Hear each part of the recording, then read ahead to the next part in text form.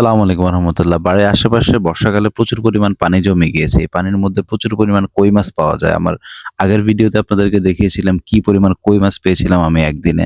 আজকের ভিডিওতে আপনারা দেখেন আমি ১০০-র উপরে কই মাছ পেয়েছিলাম একদিনে আলহামদুলিল্লাহ। দেখতে পাচ্ছেন এখানে যে কই মাছগুলো এখন নতুন, নতুন পানি হওয়ার কারণে এখানে কই মাছের সাইজগুলো অনেক ছোট। যে কই মাছগুলোর মধ্যে ৪০-৫০ টা কই মাছই হচ্ছে খুবই ছোট সাইজের। এগুলো আমি আমার পুকুরের পানিতে ছেড়ে দিচ্ছি।